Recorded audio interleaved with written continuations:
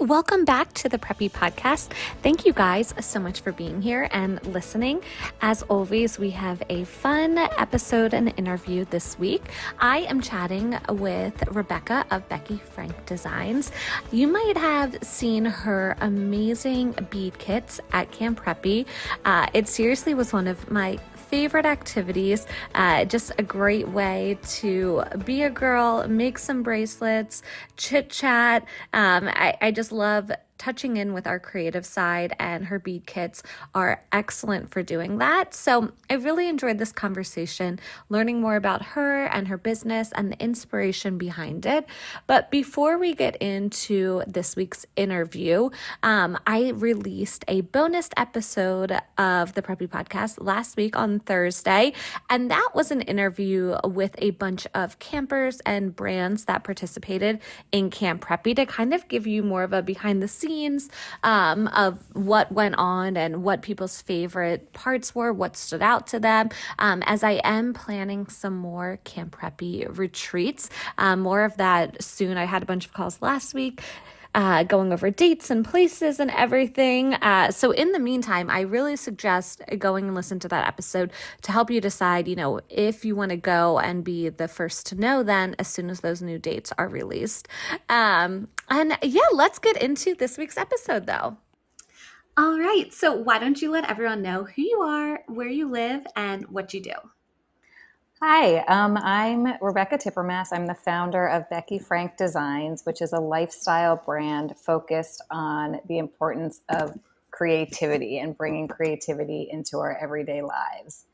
I'm based in Greenwich, Connecticut, and I launched this business a few years ago as just an outlet for my own creativity. I love it. And people who have followed along on Instagram with Camp Preppy might remember your bead kits that we used at Camp Preppy, which were a huge hit. Everyone just loved them. So I'm really excited to talk with you today and learn more about you. Thank you. Yeah. So for me, beading has always been a big hobby. And the idea of creativity is so broad that when I was thinking about how to make this idea more tangible, I focused in on beading because that's something that I always loved to do. And Mm-hmm. when I was younger, there were a lot of bead stores that you could go into. I grew up going to Martha's Vineyard, and in every town there was these like specialty bead stores where I remember spending hours picking out beads. You could sit there and make your own designs. And Mm-hmm. so that felt like a really good starting point. And unfortunately, a lot of those stores aren't there anymore. Yeah. So, I sort of was thinking about the development of online retail and seeing how a lot of small businesses evolve on social media. And so it felt like there was sort of an opportunity to translate those experiences into something that was a little bit more accessible to today's world. Definitely. I feel like all of us, growing up, like you mentioned, we would do arts and crafts projects, and one of them being, beading bracelets, beading necklaces, and those shops that would sell beads. Or even I just feel like there used to be so many more craft stores like AC Moore, which I don't even think that exists anymore, but they would have all beaded like aisles, multiples, and you could pick from different things. So tell me a little bit about then for college, where and what did you study? Was it something that had to do with entrepreneurship or, maybe business, or what did you end up studying in college? Not really. I went, so before college, I took a year off and I Okay. did an AmeriCorps program. And then I ended up at Tufts University and I was a history major. And I did take some art classes as electives. And, um, but at that stage in my life, I was much more focused, I think, on just sort of practical professional track. Mm-hmm. When I graduated, I did the program Teach for America. Okay. So I spent my 20s in teaching and then working at the office, so in the nonprofit world, and sort of stayed in the nonprofit educational space until I was married and had kids. And that's when I stopped working full time and took a break, Mm-hmm. but really had the desire to think about doing something a little bit more entrepreneurial and creative, because I always had that kind of bubbling. Yeah, definitely. It's, it sounds like your background then, at least with teaching and education, I feel like that kind of goes almost hand in hand with like crafting and entrepreneurship and creating something. Because I feel like so many teachers are kind of, you're given, and I only know this because I've taught some high schoolers for college credit, and it's like they hand you over a loose curriculum, and then like you have to figure out what to do with it and how to teach it, and what that looks like. So you have to be creative. You have to be like, you kind of get ownership of that course and class, right? 100%. And even um, I remember having a lot of energy around like making cute little rewards for the students, or how classroom management, little posters and Yeah. things that the kids can earn. So I think that was teaching is a really, really great profession for people who do have a creative side to them. Definitely. So then when it came time, after teaching, you took some time off, raised kids, and then it sounded like the entrepreneurship and creativity bug kind of bit you again. So what was the process of, thinking you wanted to create something, you wanted to start a business, and kind of figuring out what that business would be and how you would go about it? So it really happened during COVID, when everything shut down so Mhm. suddenly. And at the time, I had four really young kids. And so we were home a lot, and I would do craft projects and things with them. Um, and at that time, I was really just trying to keep kind of a schedule in the house, right? Like making sure everyone was still going outside, eating. And in that, I realized that I wanted to take a little time and do something creative. It was actually over Instagram. I think like an account for watercolors popped I, up.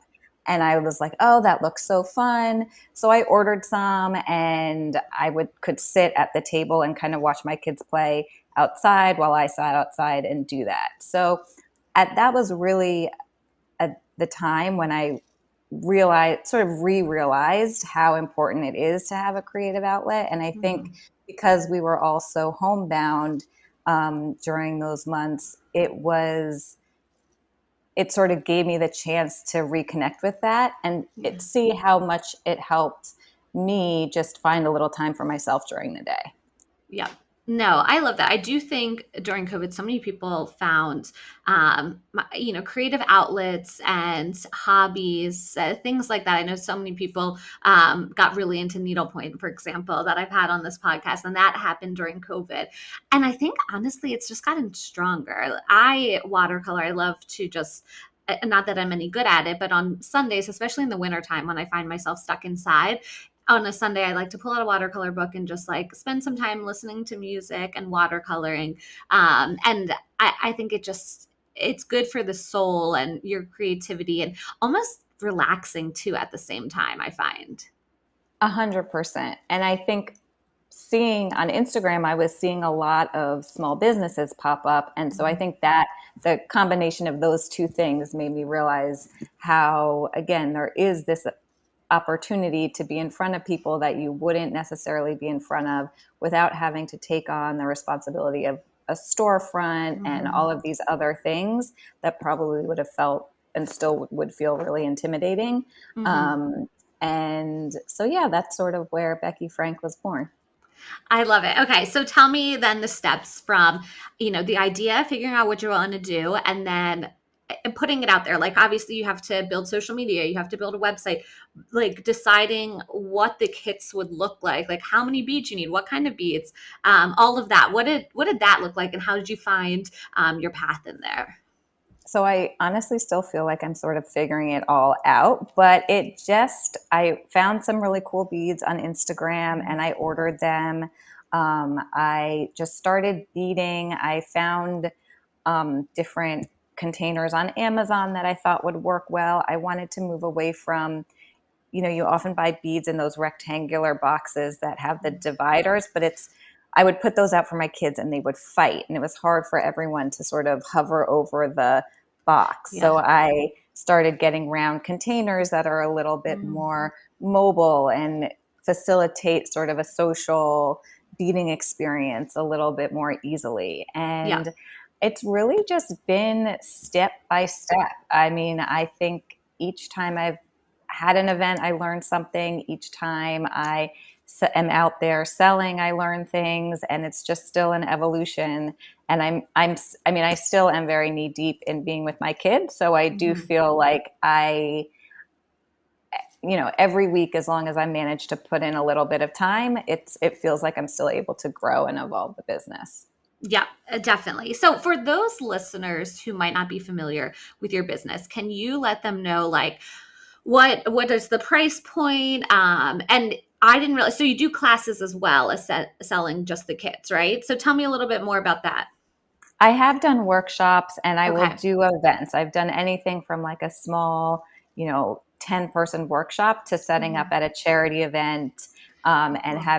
being sort of a station where people can come and make their own Okay. bracelets. Yeah. Yeah. And then I sell bracelets that I design. Hmm. And I've also collaborated with nonprofits or individuals who want to do a custom collection that they're using perhaps for a fundraiser or an event that they are personally executing on. So it's really been kind of a combination of all those things. Hmm. And um, yeah, so that's mainly what we do. Right now, the Hmm. focus is beading. Hmm. Online, I sell my bracelets and beading kits, and I also do a lot of custom kits. So if you're having an event and you want kits as a favor, or you want to incorporate beading into a bigger event like you did, I Hmm. can really, I can make the kits to fit what you need. I love that. So the kits, everyone had so fun with them at Camp Preppy. I love how they came with the little miniature scissors, first of all, and made like you don't need to buy anything else. It has the string, it has the scissors, it has the beads, which I think is so great. And I didn't realize the concept you were talking about, how most kits come in those long rectangle boxes. The circles are so nice because, like you said, it creates more interaction. Like watching Camp Preppy, it was so funny because everyone got their kit. And in my head, I'm like, oh, everyone's just going to use their kit. But people were like swapping bead colors, walking from table to table, looking for certain colors and sharing with each other. And I was like, oh my gosh, everyone, first of all, so nice sharing their beads. But it really brought out community and like, it was so fun to watch that. That's really cool. I was actually a bit curious how that was going to play out and if people were going to, stick to their Uh kit huh. or share and kind of move around. So that's awesome. I'm so glad to hear that. And I really, you know, I think creativity is such a fun way to both connect with other people and Mm-hmm. also, be more focus inward. So I think it's fun to utilize beading or any other craft activity for both of those things. And similarly, I love to sit and do an activity with a group of people, but I Mm-hmm. also sometimes want a quiet moment and I actually picked up needlepoint quick recently because there's a Oh, great cool. needlepoint store near me. Uh huh. Um, and so I find it a little bit easier to just whip out when my kids are doing their homework or watching TV, and Yep. I kind of need to be present, but not necessarily um, have a need to be doing something with them at that exact moment. Yeah, and it was so fun to watch too, I think, how different everyone's bracelets that they were making. And some people, they whipped out, I think, four in the time that some of us did one. And some people did like all neutrals. Other people did, blue and white if they're very blue and white, like hydrangea sort of color scheme fan. And then others were more like I did a very whimsy one, I feel like. So I just think it was cool to see people's personality come out in the creativity. And it's funny when you talking about needlepoint because sometimes I struggle with needlepoint being too. I feel like there's not that much creativity in it. Like you stitch. There's only a few stitches. I mean, you can do different stitches, but you're just like outline. It's like coloring in the lines essentially. Whereas I think something like beading or painting, however you want it to be. Like it's your vision and like there's no rules. But I do see some people struggle with that. They're like, no, I want the rules. I want you to tell me like what I'm supposed to do and how to make it perfect and do it right. And I'm like, no, it's just like fun and creative and just like what speaks to you.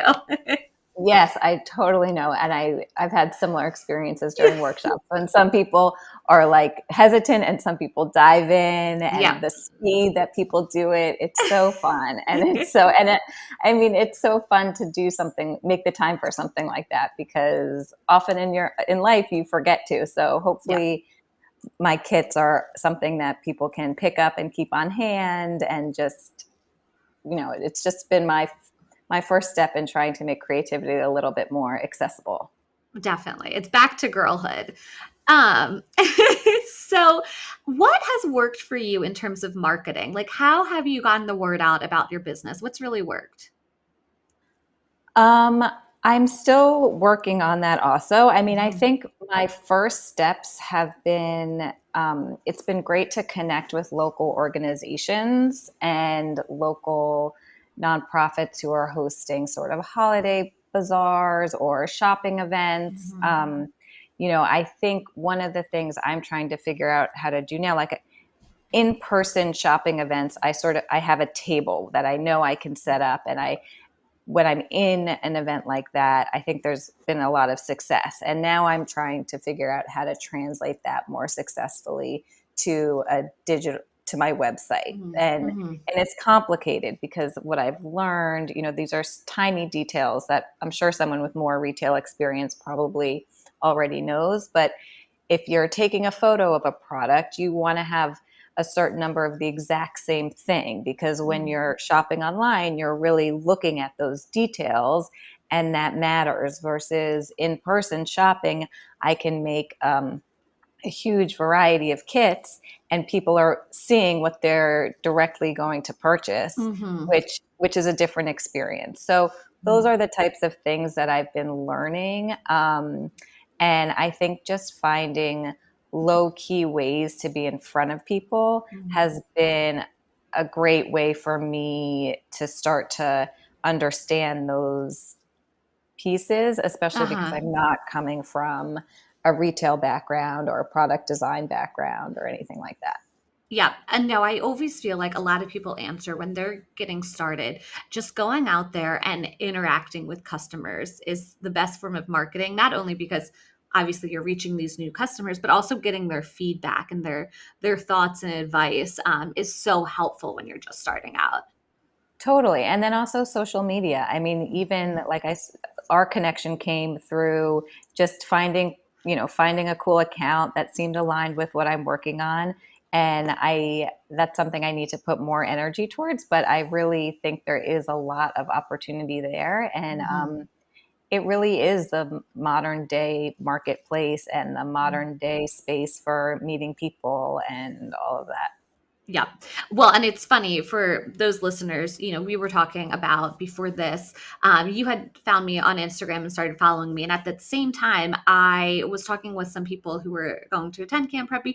And a lot of people wanted to do some more arts and crafts and beaded bracelets being one of them. And like that friendship bracelet sort of idea for camp growing up. And so it was kind of just meant to be. You started following me. I looked at your account and I was like, oh my gosh, this is like would be perfect. Started following you back and connected. So there's so much potential on social media and connecting. It's just really about, I think, using it and being proactive and active with it, right? 100%. Yeah. So I'm curious, what's your favorite part about having this business? And then what's the hardest part, the most challenging part for you? I think my favorite part might also be the hardest part. Mm. And in starting, as starting this business, it's really whatever I want. I can make it go how I want to go. It gives me space to work on things, my ideas. I can bring in, the creative piece of choosing beads, putting them together. I do sell some of my original artwork when I set up in market. So Oh, again, cool. having an outlet for when I want to be creative, it's Mhm. it's a great opportunity for that. And then the hardest part is because it's all me, I don't have so much time in this stage of my life to do every single thing exactly as quickly or as frequently as I want to. But I feel like I'm getting a lot of positive feedback whenever I'm out there. And Mm-hmm. every week just feels like building the foundation in a positive way that will hopefully, as life evolves and I have more time, that will be something I can build on. Definitely. If only we could clone ourselves or like give us five more hands to be Yes, doing so much more, right? 100%. Yeah. I feel that struggle too because I love being, in person with my clients and traveling and doing the events with them, but then also I need to be in the office, and so it's a hard balance. And I've people that help me, but it's still I like to be that person there, right? So I totally feel that, and I feel like a lot of entrepreneurs do as well. Yes, it's important to think often about what you can hand off and what you can't hand off. Mm-hmm. Mm-hmm. No, for sure. What is a resource that's really helped you in building your business so far that you could share with people? Honestly, I've learned so much by listening to podcasts like yours that really focus in on speaking to female entrepreneurs, Mhm. especially in the creative space. I think that's been just every morning in the car, I'll listen to a different podcast or a different story. And it's motivating. And it reminds me that was once at the stage where I'm Mhm. at. And, everyone was once at the stage when they had a certain number of followers, even if, however many months later, they have a lot more. So Mhm. I think those, I think those podcasts have just been great. Definitely. I'm a big podcast person. Obviously, I have my own, but I listen to podcasts all the time, or audiobooks while I work. I learned so much from listening to someone else's story, right? 100%. Yeah, it's really things that I never thought about. I've learned a lot about the world of jewelry and design, makeup, and you also realize that everyone was in their early days sort of ordering things off Amazon and putting them together quickly and scrambling Hmm. to get together for this event. So even if something isn't as polished as you want it to be, it's always worth it to just make the effort. And then the next time around, you have that much more to reflect on and build off of. Yep. And now, who would be your dream customer or like dream collaboration? Let's see. I would love to do some flowery bracelets with a brand like Love Shack Fancy or something like that. I would love to do um I'd love to do a custom collection with Baked by Melissa. I've been following Mhm. her on Instagram and I love her recipes. So she looks like she would be really fun to work with. Yeah, Um, yeah, those are two accounts I see a lot on my I Instagram, love that. and I think they just do a good job of being really focused and have great branding and I think a good Mhm. message. No, I think those are perfect. So I know the brand started, it's rooted in creativity essentially. And then beading and bracelets was kind of the car that drove it essentially, let's say. Do you want to stick with bracelets and beading and kind of just grow within that to offer, more options in there? Or do you want to go into different creative outlets with the business as well? I would love to grow and include different creative outlets. Hmm. I also love watercolors. I love needlepoint. I just think, even as a creative person, I think it's fun to try all of those things. So I really would down the line love to branch out.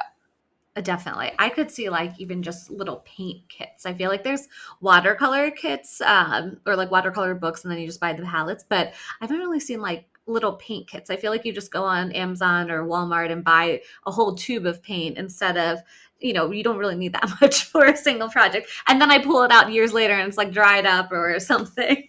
Yeah, that was an element that really inspired the bead kits because at the time my kids were very little and I would be ordering beads and have tons left over. So I appreciate you're saying picking up on that with the kits that it sort of one of my goals is to streamline all of that. And so you're not stuck with a gajillion leftover supplies, but you've still been able to have a really fun, creative experience with awesome products and colors and options. Mm-hmm.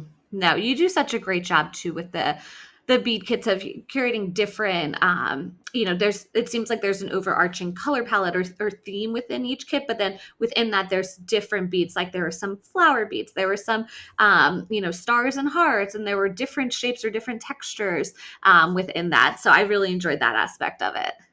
Thank you. Yeah, that is intentional. I remember going through these bead stores, and part of the element of surprise and delight when you find something really cute or a funny little bead. So I want that to be a part of the experience when you're working with my products. Mm-hmm. So, I'm going to ask you, because I ask everyone on the podcast, but what does preppy mean to you? How would you describe it? I think of preppy as like a very American style, sort of clean cut. I like the modern preppy seems to have like the clean cut style with a little bit more of an edge, whether that's like, more neon funky colors, bold prints, but also still sort of feminine and yeah. Yeah, I think that's a great answer. And I think so much of preppy too is a lifestyle. I talk about that all the time. And, beading and creating is part of that lifestyle of making something pretty, making something your own and putting your own spin on it. So certainly. Definitely, yes. I sort of think of preppy as like a intersection between sort of like academic and leisure, Hmm. and with that sort of like clean cut American style with it. Yeah, no, I love that. What's next? Anything you're working on? Any sneak peeks, like any events you'll be at, or something for the holidays, maybe? I'm trying to line up holiday shopping events. So if Hmm. you know of anyone, please let me know. And if and then I'm really, like I said, I'm trying to elevate my website so the shopping experience there mirrors a little bit more what I'm able to do when I set up at in-person events. I love that. So, speaking of website, then, can you let everyone know where they can find your website, social media, anything so they can shop, they can support you and follow along? Absolutely. And I was thinking about our conversation, and I wanted to invite anyone who is following us to do something creative and take a photo and tag me and you, because I would love to just keep this going in terms of seeing people finding time in their day to do something creative. So you Yes. can find me on Instagram at Becky Frank Designs, and my website is beckyfrankdesigns.com. Perfect. I love that idea. So, yeah, if any listeners are getting creative, doing something at fun, creating on their own, tag us and let us see what you're working on. Absolutely. I would love to see what people are doing and finding the time to be creative with. Perfect. Well, thank you so much for chatting with me today. I really enjoyed our conversation. And like I said, everyone loved your kits at Camp Preppy. Thank you. I'm so glad to hear it. Thank you so much for listening to the Preppy Podcast. I hope this put a little prep in your step for the day. Please subscribe, rate, and review on wherever you listen to your podcast, and follow along with @the Preppy Podcast on social media.